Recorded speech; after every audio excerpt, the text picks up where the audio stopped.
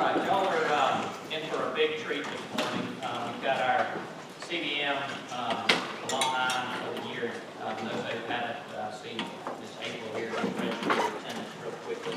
But in for a big treat. Every year we have alumni come back and recognized by the college, and we're fortunate to have Dr. Kevin Smith. He's from down in South Mississippi, and he grew up on a dairy farm, finished school, and finished at 84. And he's going to tell you a little bit about his kind of path to where he is now. He's worked in small animal clinics. Now he owns multiple practices. Has hired some of our recent graduates, and he's going to give you some advice on what he feels like are some really important things for you to consider in the next, really your career, but I think it certainly applies to you as veterinary students. So in 33 years of practice, got a lot of wisdom, sound advice. I've been fortunate to work with him in the Mississippi Veterinary Medical Association. He's a past president of that. Very well respected within the state and our alumni association. So, Dr. Smith, come. Thank you, Jack. I appreciate that.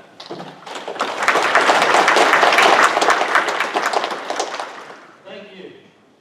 Good morning. This is the class of 2022. That sounds good. Y'all going to be veterinarians real quick. Time's going to pass fast. I promise you. You're in the season right now you think it's never going to get over, but it is. I want to introduce my wife, Jamie. She has been a big part of my success. I strongly encourage you to have a significant other that will give you support during those tough times. And she's done that. Jamie, I appreciate everything you do. And my daughter, Hannah, thank you for taking off work and being with us this morning. She's actually taking her early Mardi Gras break. She teaches high school, and Mardi Gras starts Monday. So everything in South Mississippi is all about Mardi Gras, king cakes, the whole 9 yards. And then my son, he finished his degree on campus at Christmas, and he finally started his big boy job. So he couldn't take off and be here this morning.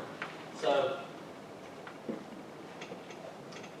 you would think I'd know how to operate this thing. All right, my first job was in Chaumiette. I started an exclusively small animal practice. This was a kind of a change direction or a curve in the road because I was expected to be a bovine practitioner. Work in a mixed animal practice, maybe work on cows because I had the background of being a farm kid. My senior year, I took an externship to an exclusive dairy practice in Ohio. Spent about 3 weeks up there. So just be prepared. You may have a goal, but keep your eyes open. You're not for sure where you may end up. This job was the best offer that I had. And when you see $18,500, you may think, oh, that was terrible. But that was the average back in 1984 for a graduating veterinarian. Our debt was much lower though. Dr. Crosby was an excellent mentor. I think I learned more about veterinary medicine, and the things that I learned from him was more beneficial than the money that I made. He was there for me as far as communication, helping with difficult cases, that type of thing. The last thing about Dr. Crosby was he had a tendency to be a business person. I did not learn a lot about business in vet school, but when I finished vet school, I went to work for Dr. Crosby, and he had multiple practices. They owned 2 practices, and they started a 3rd one. So a few years down the road, I thought, owning practices and owning multiple practices, this is the way to do it. You surround yourself with technicians and associates, and you reap the benefits of being a multiple practice owner. All right, how many in here has heard about this veterinary student debt to income ratio? Yeah, raise the hands. Yeah, most everybody in here has heard about this. All right, don't worry, we're not going to talk about debt. Okay, this is not something that we're gonna talk about. We'll let other folks talk to you about how much money you owe and about your debt. But I would like to talk a little bit more about the income portion. This 150,000 to 75,000 is numbers that I got from ABMA a few years ago. Okay, so those numbers are probably old, but the reason I like them is in my little simple mind, 2 to 1. Right now, this past year, the debt is, for a graduating class, has increased a little, but the average income has increased. The best way to improve that ratio is to make more money, okay? So what I would like to talk to you a little bit about is about being the best veterinary associate that you can be so you can make more money for this practice and you can take home more money. And then I'm going to leave you with the challenge of becoming a practice owner much sooner rather than later. You don't have to wait till you've been out of school for 15 years to buy into a practice. And I'm going to try to challenge you to look at different ways that you can become a practice owner early. All right, associate veterinarians are paid either by base salary or by pro sal. And that's a term that you read in a lot of these books. See you, Jack. Everybody say bye, Jack.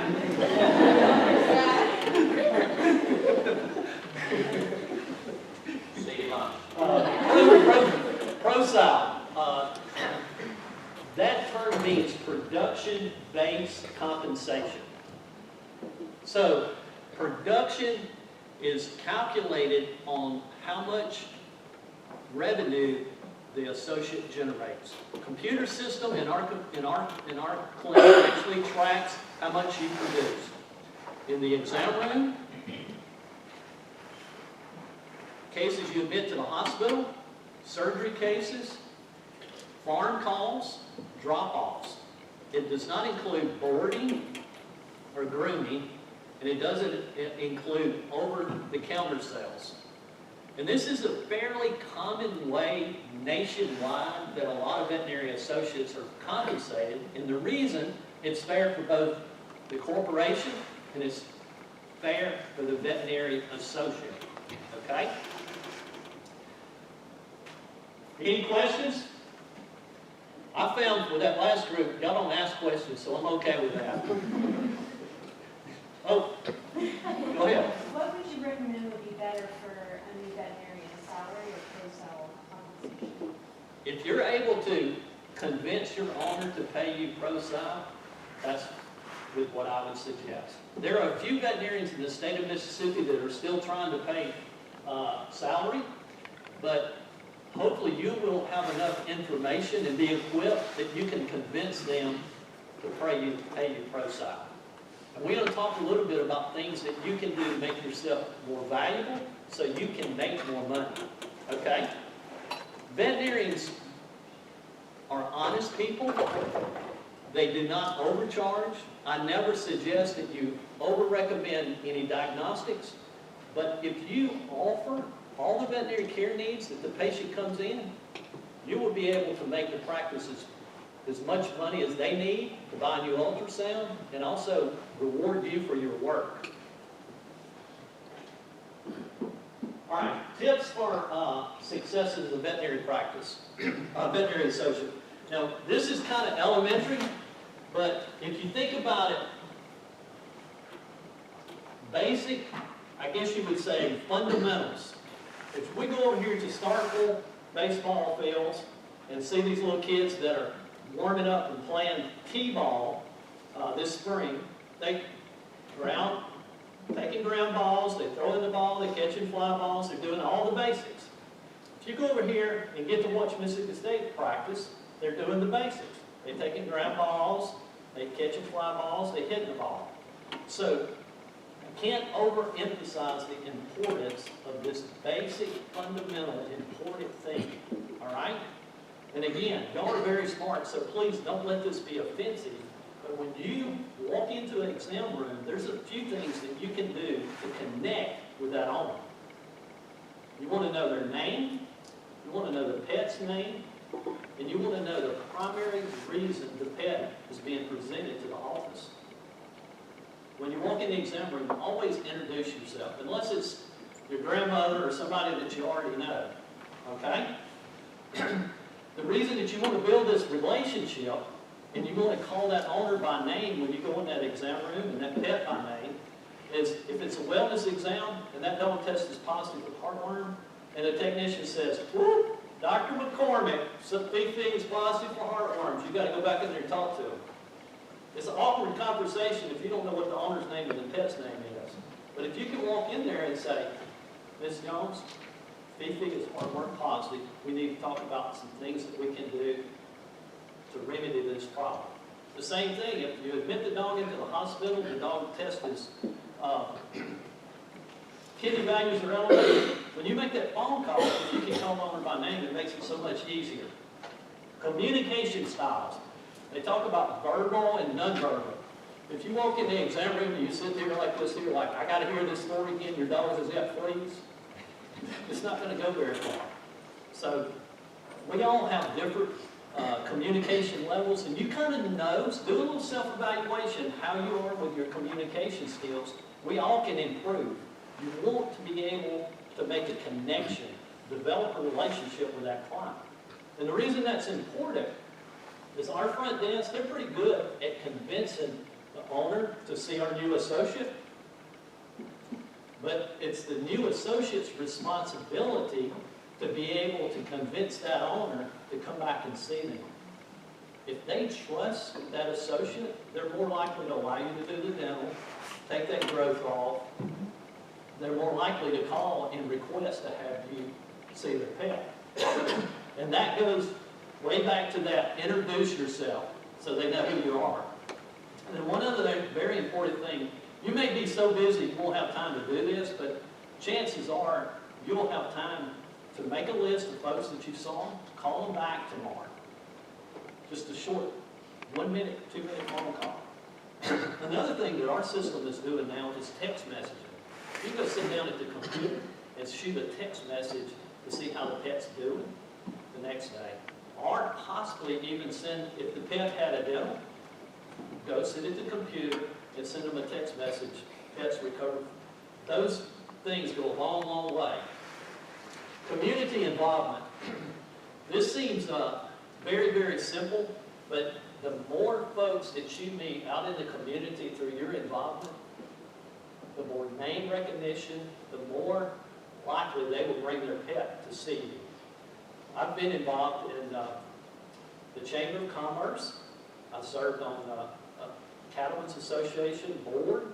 I served on the bank board. My kids were involved in 4-H. My daughter was in dance. My son played t-ball.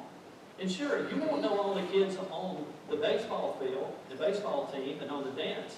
But they will find out that your daughter or your son's parent is a veterinarian. Not all of them will come see you, but you will be surprised with how that community involvement will develop a practice, okay? If the school calls and they're looking for someone to judge a science fair project, folks, that goes a long ways. You get to meet the teachers, you get to meet sometimes 30 or 40 students. They find out you're a veterinarian, they're going to come see you because they know you. All right, so Dean Hobbit was in here earlier and Dr. Smith, and I told him that I did not ask permission to teach a class, but I figured this is a good way to stress this point. We're going to talk about some veterinary medicine, right? Okay? So this is Sophie, Dottie, and of course this picture was taken after we actually treated her, so she did not look as good when she was beginning. She felt bad. She had been vomiting for a few days. She was not eating. She was not herself. We did a thorough exam. I found a couple of little lumps underneath her neck here. The owner had mentioned. We offered blood work and x-rays to do a complete evaluation. On her blood work, I put that it was normal. She was a little bit dehydrated, okay? She was hemoconcentrated and her BUN was just right up at the normal high limits. So we recommended it, doing the x-ray and admitting her to the hospital. All right. So this is her x-ray. Let's see if I can turn this down. Oh Lord, we have made a mistake. Stanley, can you turn that down? Yeah, I'll try to. Okay, so is this normal or abnormal? Who's the radiologist in the group? Is it normal or abnormal? Abnormal. That's really easy. She actually got into something that she was not supposed to eat. The owners didn't know, but it was interesting. Once she started passing this material, it was kind of gritty. Almost like she got into the litter box or like she was eating sand. Okay? If we would not have x-rayed this dog and just done blood work, we would have sent her home probably. Or admitted her to the hospital and not know what's going on. So, this kind of goes back to that production. We put an IV in her, gave her an enema. She started vomiting a little bit in the afternoon, so we called the owner. This right here is BIPS that's in her stomach. That's her stomach right here.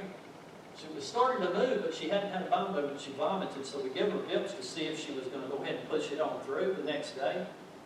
And by the next morning, this is what we saw. She had several bowel movements. By now, she's feeling much better. She's on the improve. She's ready to go home. But I wanted to stress the importance of your responsibility as a veterinarian looking for all of the problems that a pet is presented with. She has, you see right here, this is abnormal also. This is a normal joint space. This right here is abnormal. Let's see if this one shows it a little better. You notice there's a spur there. You see that narrowing of that disc space and that mineralization? She had an old intravertebral disc disease. The owner was not aware of this. So we brought her in the exam room, showed it to her, and said the dog on with some joint supplement. But one other thing is those little raised the bumps under her neck or some mandibular lymph nodes were enlarged. And we did a needle aspirate, actually to tap those. And on that needle aspirate, we found that she had lymphoma. Okay? So, always remember, when a dog comes in, they may present because she's got a little scratch or a cut from the groomer because of the growth, but be thorough about your evaluation. Make sure that you're not missing anything. Dr. Joe Morris was a veterinary consultant that came to our practice probably 5 years out of veterinary school, and he began to explain to us about the importance of looking for other problems. Matter of fact, he actually looked at our financials and he said, "Woo, this is a mess. Y'all need to generate more revenue. Your expenses are way too high compared to how much revenue you're generating. Okay? Your books are unhealthy." So, in so many words. So anyway, he told us, he said, when a dog comes in, make sure that you're looking in their ears. Make sure that you're recommending dentals. Make sure you're managing those skin issues. Don't be overlooking the other problems that the pet has. All right, the benefits of a practice owner. This is the part that I like to talk about because several of y'all in here within 5 years will want to own a practice, and you can do it. You may hear all of the negative things about practice ownership, that you have too much debt, you can't afford it. Folks, you can afford it, okay? And the reason I say that is because there's banks that are willing to loan you money. Let me back up just a little bit here.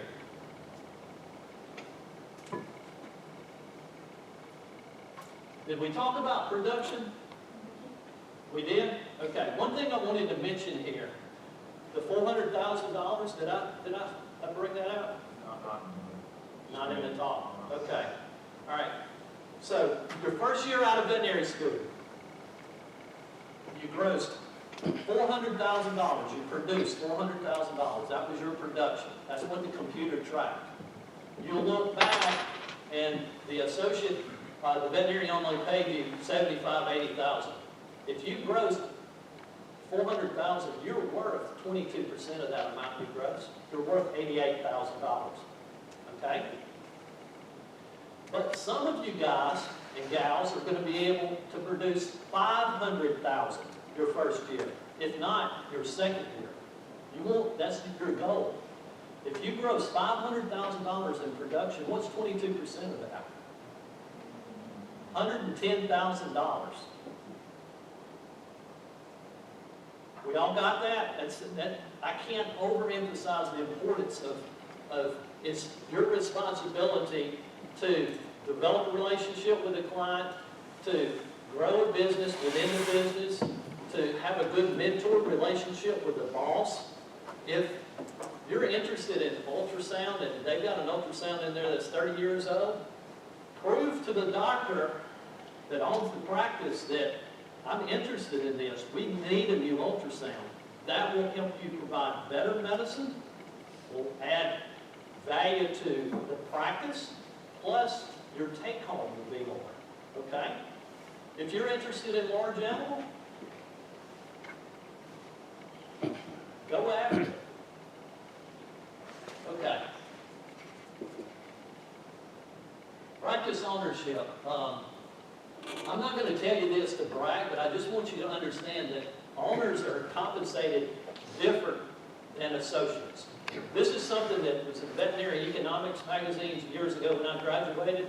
We would come to the meetings and all the associates would sit around the table. We'd all gripe and complain that the practice owner was living in a big house on the other end of town and living it up, going to all the meetings, and all the associates, we were just barely getting by. Well, now this is very common information that practice owners and associates come together and talk about this issue, okay? And in our practice, I want our associates to produce because I would eventually like to sell some of my practice to that associate, all right? We get paid on production. I have a partner, and I call him a partner. Actually, we own the corporation, okay? There's a corporate up here. I own 51% of the stock. He owns 49% of the stock. We have an agreement with that corporation to work. I'm an employee of that corporation. The associates are an employee to that corporation. When I'm at work, I get compensated for my production. My partner is an equine specialist. He does hunter jumpers. The show down in Gulfport right now, he's down there. He's a producer. He makes more on production than I do. I'm okay with that because I get paid on management. So I want my associates and my partner to produce because I get a 2% payback on managing the day-to-day problems. The industry average is 5%. So these corporate groups that are coming in and consolidating and buying all these practices up, that's what they're doing, is they're trying to get some of this management fee and take the owner's management away from them. And then owner distribution, that's calculated by Dr. Morris, the specialist, or a third party that comes in and actually looks at your books. So Dr. Cleveland, the equine doctor, he gets a distribution check, and I get a distribution check. And then rental income. He owns the real estate at Hancock Animal Clinic, he and his wife. My wife and I own the real estate at Picayune. And at one time we had a third practice in Poplarville, and my wife and I owned that real estate. So the corporation pays us a rental check, and then we turn around and pay the bank. And these specialists suggest that you set it up that way for liability, for tax purposes, and other benefits. And then if there's any money left over, and hopefully it's a well-managed practice and you don't have too much in inventory, too much staff, too much expense here and there, there's going to be some money left over. Building equity in the practice, over time, if you buy into practice after 5 years, after 10 or 15 years, that practice is going to be worth more money. And the value of the real estate is going to grow. There's CE opportunity. When you're the practice owner, you get to decide which CE you go to. Okay? It's just kind of a seniority thing. So our family has been able to go to Denver, to Minneapolis, and to some of these other meetings. The big meeting is in Orlando. They call it the VMX now, I believe. Is that the correct name, Stanley? It used to be North America. And then work-life balance. My kids both understand this. Our generation did not understand this. We worked 70 hours a week, 80 hours a week, okay? Y'all understand that if you're a practice owner, if you want to take off one afternoon to go visit with your mom, or go see a play, or go do something with your daughter, if you're a practice owner, you can schedule that because you're in control, okay? So that's so important. This is a picture of Jamie and I in Orange Beach. How many of y'all have been down to Orange Beach? You know the bridge when you're going over to, what is that called, Fort Bama? Okay, I've never been there before, but I've heard about it. Go over the bridge, and there on the left is Cobalt's. This picture is outside of Cobalt's. The Mississippi Veterinary Medical Association has a winter meeting and a summer meeting. The summer meeting has always been in Orange Beach. The winter meeting is up here. Last week was the winter meeting over in the Mills. Okay? So look forward to actually going back to some of these meetings. You get to see some of your friends. This is the question that I asked probably within a few months before graduation. And this may be the question that you're asking, or something similar to this right now. Do I have what it takes to be a veterinary associate? Do I have what it takes to be a veterinary owner? Okay? I want to stress this. When you graduate, there may be some doubts in your mind, but you have gotten a very good education. You're going to be prepared to go to work. You don't need to take another year of internship and add to your expenses just so you can go to work. When you start to work, sure, that first 6 months, you're going to learn a lot. But if you're in a practice that has 2 or 3 other doctors that you can learn from, that you can spend time with, you'll be ready for success. And then veterinary critic history. Veterinarians, you're fixing to be a part of a profession that has always paid their bills. Okay? Among dentists, lawyers, doctors, and if there's anybody in here, their parents is a lawyer or dentist or whatever, don't take this the wrong way. Veterinarians pay their bills better than other professions. We have historically always paid our bills. So loan companies, mortgage companies, banks are willing to loan young veterinarians money to buy into a practice. Okay? Veterinary student debt. You may think, I owe $150,000. How am I going to be able to buy a practice, right? My bank account is close to $100. Right? So, I understand. But you have a degree, a veterinary degree, that you earned through this debt. So this is good debt. If you go out and buy 2 jet skis, that's bad debt.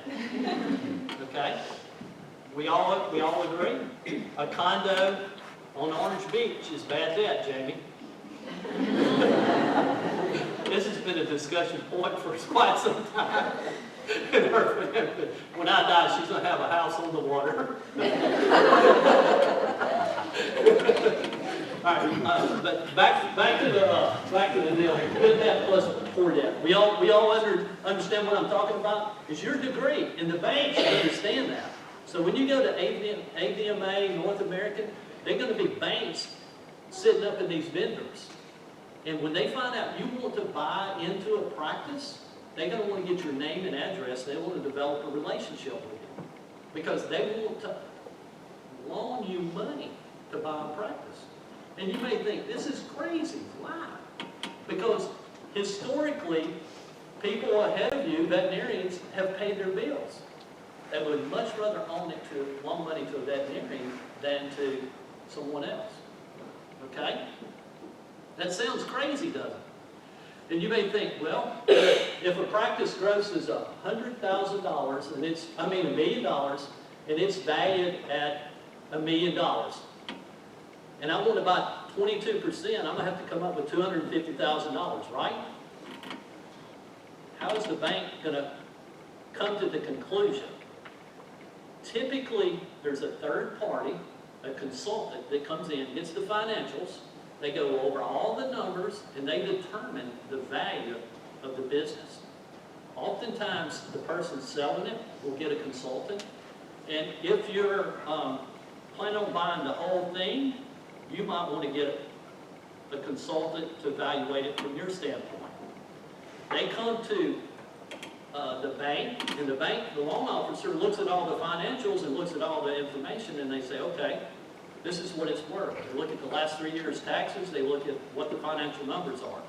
And the reason that loan officer and that associate, they want you to succeed. This is their baby. They're selling their part of their baby to you. They want you to be able to buy the practice and pay the note. So they don't want to sell it to you for more than what it's worth, because you can end up going broke, right? So if the bank will not loan 100% because of something in the background, you can actually get some owner financing, or some owners want to finance the whole thing. And the reason they do is because they know the practice is valued correctly, and they're able to get 5% off of their money. And maybe tax consequences. Maybe they don't want all the money right up front. They want to get it over some time. So practice ownership within 3 to 5 years is something that you need to set a goal for. Okay? Out of this group right here, not everyone is going to go into private practice. I'm not that naive. I understand some of you are going to do internships, some of you are going to be, in academic, some of you are going to be surgeons, board certified surgeons, a lot of different areas. But if you become an associate, look to buy in. One other thing is, I forgot to tell this last group, they did a survey, this veterinary management group did a webinar with AVMA, and the average age of practice owners in the United States is around 60 to 61. Equine practice owners are 59. Okay? Small animal practice owners are 61. Mixed animals around 60. There are going to be a lot of veterinary practice over the next 5 to 10 years that's going to need to be sold. Okay? Because those dudes are going to die.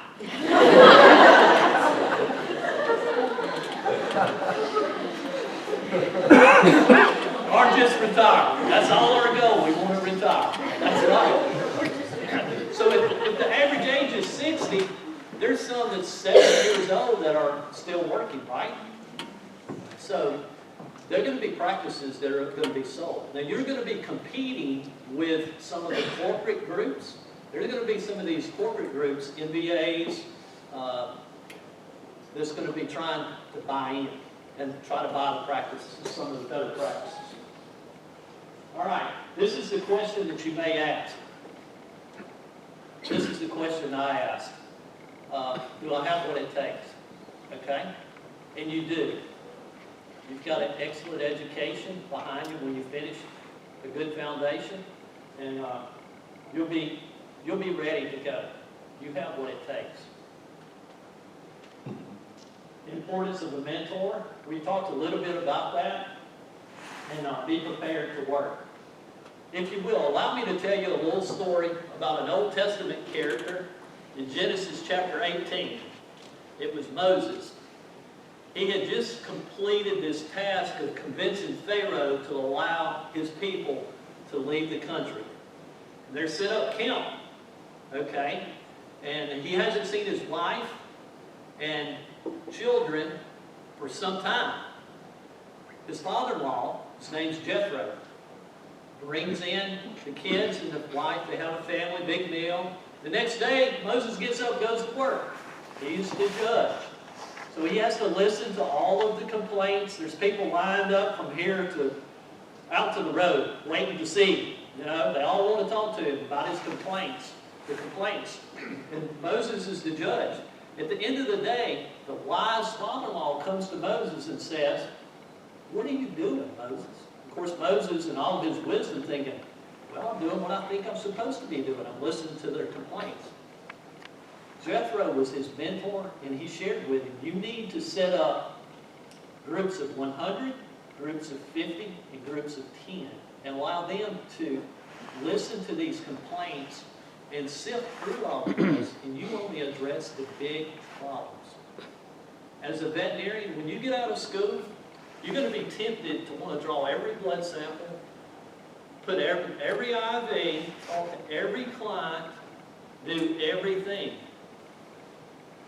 But surround yourself with technicians and good folks that you can, if they don't know how to do it, train them to do it, allow them to do it, they will enjoy doing it, and you will become more successful. You'll be able to see more clients, you'll be able to produce more for the corporation, you'll be able to take home more money for the household, right? So be prepared to work hard, and this is something I can't overemphasize. I have an associate right now, he's been out of school a year and a half. He grew up with my daughter. They rode the school bus together, got in all kind of trouble. He walks in the exam room, and he's a large animal guy. And he thought that he does embryo transfer and artificial insemination. He thought he wanted to be a large animal all the way. Well, he's found out that he's pretty good in the exam room, and he can convince clients to actually do diagnostics. And he's caught on to all of this, and he's producing over $100,000 his first year. And I'm thinking, either I did something right or he did something right. So it can be done. You can make over 100. Some of you in this class should make over 100,000 your first year. And you're a freshman, so in 2 or 3 years, hopefully things are going to continue to go up. Okay? That's what we got. That's what we want. Don't we all want to make a little bit of money to pay our debt that we don't want to talk about? All right. This is not my class. This is 2 classes. This is a class and 2 ahead of me. I finished in 84. And my thing I want to tell you here is that this group can do it. Guys, y'all got it, man. Okay? Anybody in here from Hattiesburg? Don't be shy. Somebody from Hattiesburg? Somebody from around Hattiesburg? Nope. What about the Mississippi Gulf Coast? Okay. All right. There's a few Gulf Coast folks here. This gentleman right here is from Biloxi, Greg McGrath. He's got a practice owner. He's a practice owner in Biloxi. This is Susie Taylor, practice owner in Tennessee. Right back in the back here, I believe that's him, maybe right there, is Keith Davis. Okay, thanks. Keith Davis is the president of the licensure board, all right? And I don't know if he'll still be the chairman or whatever. What do you call that, Stanley, that he is? The chair. Okay, he's the chair of the licensure board, okay? But if you visit with him or talk to him, you would think, this guy's the chair. He's been a clown ever since from school, but he's very successful. If Keith Davis can make it, guys, y'all got it, man. Okay? Jim Watson, that's the guy right here with the tie. He's our state veterinarian. Okay? Lanny Pace was 2 or 3 years ahead of us, or a year or 2 ahead of us. He was a couple years ahead of this class. He's the guy that's over the diagnostic lab in Pearl. Okay? Stanley Robertson, the guy back there in the back, he's very successful. He's in academia at Lincoln Memorial. So if this group can do it, the sky's the limit for y'all. This is the picture of the school when we started class. We was meeting over in the Dairy Science Building, okay? They would have us come right here to this corner and walk in to that surgery lab. That's where we did our labs. They let us start coming into this classroom right down here. We was the first class to sit in those chairs. We'd walk in that classroom and it smelled like new. Kind of like y'all are some of the first ones using these rooms over here, okay? This is class reunion. Not many show up. They're not all dead. They just didn't show up. Keith Davis, this dude right here, he's not in our class, but he broke into the party, didn't he? And he's the one, this is his saying, don't take yourself too seriously. Y'all have some fun. Enjoy yourself. You're living the dream. You're going to be a veterinarian, right? TED Talks. I want to leave you with this thought. Allison Ledgewood, social psychologist, okay? UC Davis. She talks about negative thought patterns. She explains that America generally is thinking negative. She uses several illustrations. One of the stories she tells is the economy dipped in 2008. If you look at the graph, it went, consumer confidence was right there with it. It dipped. In our mind, we thought the world is coming to an end. We have no more money. The economy started rebounding, improving. Where was consumer confidence? It stayed down. It just continued to go for several years. In our minds, we think bad stuff. We start telling our friends bad things, and it just continues to snowball. Okay? Through her research, she shared that 2 simple things you could do. My daughter journals. I don't know if any of y'all journal. Write down things that you're grateful for. Tell yourself in your mind, God, I'm blessed. Think about how many people would like to be in y'all's shoes in veterinary school. And then the second thing is tell others about something that's good that's happened to you. Okay? Have we been around toxic people, drainers, folks that just always want to drag you and pull you down? Don't be that kind of person. I challenge you to go listen to her talk, to her little short video and think about something that's positive. Once you replace negative thoughts with positive ones, you'll have positive results. Welcome to the profession. If the dean was in here, I would tell him, I know we don't know if everybody's going to graduate, but I say there's a high likelihood that you are going to all graduate. So I want to welcome you to an awesome profession. Okay? It's great. You're going to be a veterinarian before you know it. Make plans to set goals. When you graduate, don't stop setting goals. And then the last thing is you're going through life seasons right now. You're being educated, okay? But 35 years have passed quickly. Do y'all recognize any of those pictures there? This right here is the graduating class that got the awards last year. This is Dr. Pat Hidalgo. She's our president of NVMA. I would encourage y'all to think about becoming members of Organized Veterinary Medicine. When you finish vet school, try to become a member of Organized Veterinary Medicine and become a member of AVMA. That's it. Any questions? You're dismissed. Thank you so much.